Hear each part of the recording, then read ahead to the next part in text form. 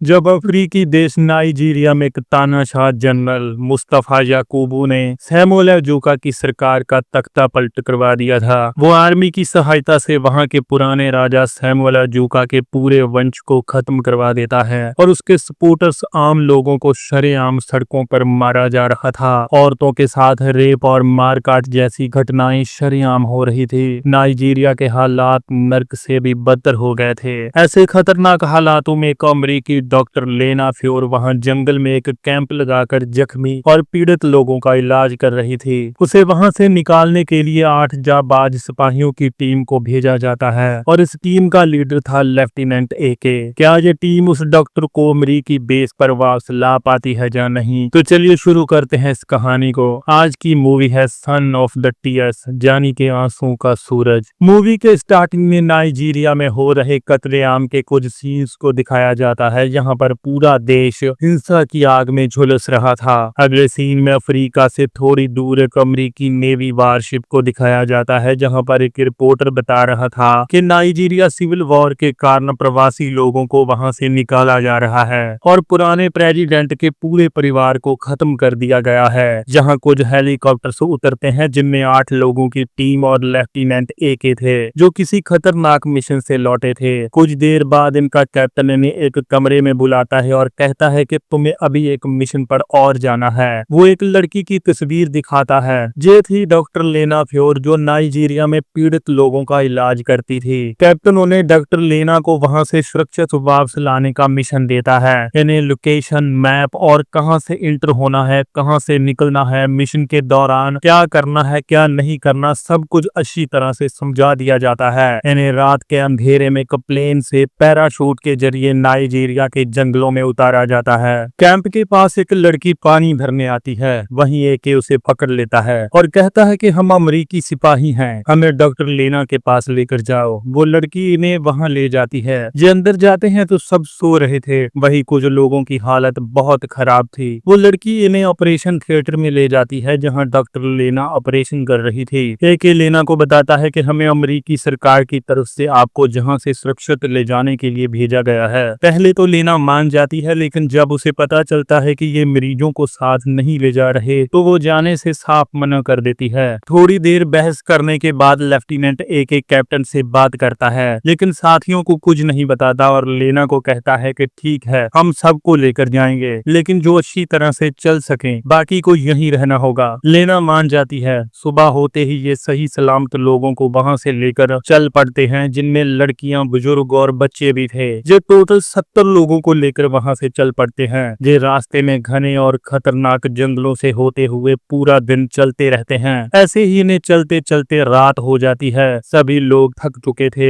लेना लेफ्टिनेंट को रुकने के लिए कहती है। लेफ्टिनेंट सबको आधा घंटा रेस्ट करने के लिए कहता है, लेकिन सिपाहियों की नजर बाज की तरह चारों ओर थी। इनमें एक बच्चा बहुत बीमार था। लेना उसे इंजेक्शन देती है। वो रोने लगता है। तभी एक सिपाही को नाइजीरियन बागी सिपाही आते दिखाई देते हैं। सभी सिपाही पोजीशन ले लेते हैं। उसका पिता अपने बच्चे का मुंह दबाए बैठा था। सभी की उंगलियां ट्रिगरों पर थी। बस थोड़ी सी गड़बड़ी से यहाँ कई लोगों की जान जाने वाली थी, लेकिन वो नाइजीरियन सिपाही आगे निकल जाते हैं। तभी एक बागी लेना को देख लेता है, लेकिन उसके बोलने से पहले ही लेफ्टिनेंट उसे खत्म कर देता है। ये देखकर डॉक्टर लेना थोड़ा घबरा जाती है। लेना लेफ्टिनेंट से कहती है कि वो हमारे कैंप की तरफ जा रहे हैं, हमें उन्हें रोकना चाहिए। लेफ्टिनेंट एके कहता है कि हम ऐसा नहीं कर सकते, हमें इसके ऑर्डर्स नहीं हैं। कुछ देर बाद लेना लेफ्टिनेंट के पास जाकर उसे सोने के लिए कहती है।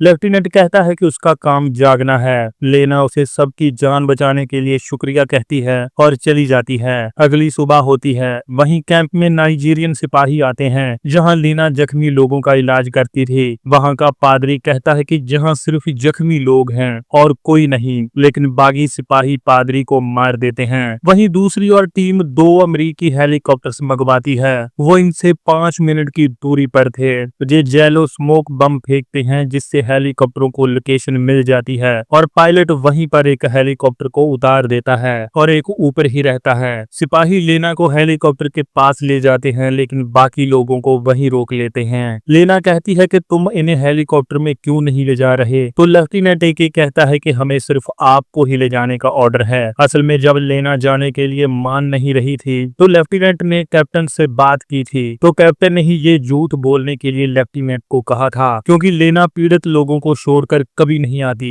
ये सुनते ही लेना गुस्से में लेफ्टिनेंट के मुंह पर थप्पड़ मार देती है और यहाँ तक कि उसके मुंह पर थूक भी देती है। सिपाही लेना को साथ लेकर चल पड़ते हैं और नीचे हालातों के मारे लोग लाचार बनकर इन्हें देख रहे थे, जिनमें बूढ़े, बच्चे, जवान, औरतें और मर्द थे। सब बहुत गुस्से में थे और रो रहे थे। कुछ देर चलने के बाद ये वहां से गुजरते हैं जहां पर कैंप था, तो वहां पर सभी लोगों को काट कर फेंका हुआ था। पूरे कैंप में आग लगा दी गई थी। चारों ओर लाशें बिखरी पड़ी थी जिन्हें पंछी खा रहे थे। ये एक बहुत ही घिनौना सीन था। ये देखकर लेना जोर जोर से रोने लगती है। ये देखकर सबके दिल पसीज जाते हैं। कुछ देर सोचने के बाद लेफ्टिनेंट एके पायलट को वापस मुड़ने का आदेश देता है। ये वापस जाते हैं तो वो लोग अभी वहीं थे। लेना और सिपाहियों को देखकर वो बहुत खुश होते हैं। लेफ्टिनेंट एके बुजुर्ग, बच्चों और जख्मी लोगों के साथ एक सिपाही को हेलीकॉप्टर में भेज देता है और बाकी के लोगों को अपनी टीम के साथ लेकर चल पड़ता है। क्योंकि लोग ज्यादा थे इसलिए सभी हेलीकॉप्टर्स में नहीं जा सकते थे। इन्हें वहां से कई किलोमीटर दूर अफ्रीकी देश कैमरून की सरहद तक पहुंचना था, जहां पास ही अमेरिकी बेस था और बागियों का खतरा भी कम था। लेफ्टिनेंट एके और टीम सबको लेकर कैमरून की तरफ चल पड़ते हैं। थोड़ी दूर जाकर लेफ्टिनेंट कैप्टन से बात करता है कि लेना नाइजीरियन लोगों के बगैर आ नहीं रही थी, इसलिए हमें कुछ लोगों को हेलीकॉप्टर में मजबूरन लाना पड़ा। लेफ्टिनेंट वहां से निकलने के लिए 3 हेलीकॉप्टर्स की मांग करता है लेकिन कैप्टन साफ इनकार कर देता है और कहता है कि हमें ऑर्डर्स नहीं है। दूसरी ओर बागी सिपाही वहां पहुंच जाते हैं जहां हेलीकॉप्टर से उतारे गए थे। स्मोक बम और पैरों के निशानों से इन्हें पता चलता है कि अमेरिकी सिपाही जहां से कुछ लोगों को हेलीकॉप्टर्स में और कुछ लोगों को कैमरून की तरफ लेकर गए हैं, ये सब भी उनके पीछे लग जाते हैं। दूसरी ओर उनके पास जो भी खाने का सामान था सिपाही और नाइजीरियन लोग मिल बांट कर खाने लगते हैं। वहीं एक सिपाही को लैपटॉप पर सैटेलाइट की तस्वीरें भेजी जाती हैं जिनमें इन्हें पता चलता है कि बहुत सारे लोग इनके पीछे आ रहे थे, लेकिन इन्हें समझ नहीं आ रहा था कि इतने से लोगों को मारने के लिए कोई इतनी दूर क्यों आएगा। जे लेना से पूछते हैं कि कोई हमारे पीछे इतनी दूर क्यों आएगा। लेना कहती है कि मुझे नहीं पता। जे सबको लेके चलते रहते हैं। जे लगातार 30 घंटों से चल रहे थे जिससे इनकी हालत खराब हो रही थी। जे चलते चलते एक गांव के पास पहुंचते हैं जहां से गोलियों की आवाजें आ रही थी। जे देखते हैं कि कितनी बेरहमी से लोगों को मारा जा रहा था। औरतों के कपड़े फाड़े जा रहे थे। जो भी मिलता था उसे गोलियों से भून रहे थे। गांव के एक साइड पर लाशों का एक ढेर पड़ा हुआ था। जे पहले से भी ज्यादा घिनौना सीन था। जे दरिंदे सुबह से लोगों को मारने में लगे हुए थे। एक स्नाइपर्स को रेडी होने को बोलता है। बाकी सब भी अपनी पोजीशन ले लेते हैं। पहले स्नाइपर्स 2 बागियों को मारते हैं, फिर एक मशीन गन वाले को उड़ाते हैं। जे बाहर खड़े सब लोगों को मार देते हैं, लेकिन झोपड़ियों में और भी थे। जे धीरे धीरे झोपड़ियों के पास पहुंचते हैं। वहां से किसी औरत के चिल्लाने की आवाजें आ रही थी। जे अंदर जाकर 3 लोगों को और मार देते हैं। अंदर भी आम लोग मरे पड़े थे। जब ये दूसरी झोपड़ी में जाते हैं तो वहां एक बागी एक औरत का रेप करने की कोशिश कर रहा था, जो उसे भी गला घोट कर खत्म कर देते हैं और उस औरत को छुपने के लिए कहते हैं। ये देख सुनकर नाइजीरियन लोग दूर खड़े रो रहे थे। दूसरी साइड कुछ बागी बच्चों को शूट करने वाले थे, जो उन्हें भी मार देते हैं। वहीं एक पीछे से लेफ्टिनेंट को शूट करने लगता है तो एक नाइजीरियन आकर एके की जान बचाता है। 2 सिपाही अगली झोपड़ी में जाते हैं। वहां भी चीखने की आवाजें आ रही थी। अंदर एक आदमी एक औरत से जबरदस्ती कर रहा था। इस औरत की बहुत ही बुरी हालत थी। उसकी शादी को काट दिया गया था। सिपाही ये देखकर बहुत गुस्से में आ जाते हैं और उस आदमी की छाती में खंजर घुसेड़ कर उसे खत्म कर देते हैं। वो औरत दर्द से तड़प रही थी। वहां लेना आती है और उसे एक इंजेक्शन देती है। ये सब देखकर सभी सिपाही भी बहुत दुखी थे, लेकिन थोड़ी देर बाद वो औरत मर जाती है। वहां कुछ औरतें बची हुई थी, जे उन्हें भी साथ ले लेते हैं और गांव के पास ही रात काटने के लिए रुक जाते हैं। जब सुबह होती है तो एक सिपाही को फिर सैटेलाइट की तस्वीरें भेजी जाती हैं। वो देखते हैं कि बागी रातों रात इनके बिल्कुल पास आ गए थे। दूसरा सिपाही कहता है कि वो पूरी रात चलते रहे हैं। एक कहता है कि हमें रात को रुकना नहीं चाहिए था। एक सोचता है कि रात में वो रास्ता कैसे खोज रहे हैं। सिपाही कहता है कि कोई है जो उनकी मदद कर रहा है। एक सबकी तलाशी लेने के लिए कहता है। जब तलाशी लेते हैं तो वहां से एक आदमी भाग जाता है। सिपाही उसे शूट कर देता है। जब उसकी तलाशी लेते हैं तो उसके पास एक ट्रांसमीटर मिलता है। वो मरते वक्त कहता है कि मेरा परिवार उनके कब्जे में है और मर जाता है। एक वापस जाकर वो ट्रांसमीटर सबको दिखाता है और कहता है कि बागी सिपाही हमसे 1 घंटे की दूरी पर आ गए हैं। इतने से लोगों के लिए वो इतनी दूर तक हमारा पीछा नहीं कर रहे। अगर आप लोगों में से किसी ने सच नहीं बोला तो मैं एक एक करके सबको शूट कर दूंगा। एक 3 तक गिनता है। वहीं एक लड़का सामने आता है और अपना नाम आर्थर अजूका बताता है। वो बताता है कि मैं प्रेसिडेंट का बेटा हूँ। एक कहता है कि प्रेसिडेंट के पूरे वंश को खत्म कर दिया गया था। आर्थर कहता है कि जब हालात खराब होने लगे थे तो मेरे पिता ने मुझे मेरे दोस्तों के साथ छिपने के लिए जहाँ भेज दिया था, इसलिए मैं बच गया। जिसे आपने मारा है उसका परिवार बागियों के कब्जे में है। उसने अपने परिवार को बचाने के लिए मुझे पकड़वाना चाहा। ऐसे हजारों परिवार उनके कब्जे में हैं। उन्हें पता है कि मैं जिंदा हूँ, इसलिए वो हर जगह मुझे ढूंढ रहे हैं ताकि प्रेसिडेंट के पूरे वंश को खत्म किया जा सके। लेना भी ये बात जानती थी कि ये प्रेसिडेंट के वंश का आखिरी वारिस बचा है। वो एक को कहती है कि उस वक्त मुझे आप पर भरोसा नहीं था, इसलिए मैंने तुम्हें नहीं बताया। इसके बाद एक सबको जल्द से जल्द चलने के लिए कहता है। बागी जल्द ही उस लाश के पास पहुंचते हैं जिसे सिपाहियों ने मारा था। उसके गले में ट्रांसमीटर था। जब ये पास जाते हैं तो वहां 2 ब्लास्ट होते हैं जिससे कुछ बागियों की चीथड़ी उड़ जाते हैं। सिपाहियों ने वहां बॉम्ब लगाए हुए थे। बागी कैप्टन मैप निकालता है। कैमरून पहुंचने का एक ही रास्ता था, एक छोटी सी नदी। वो फोन पर बात करके पास की छावनी से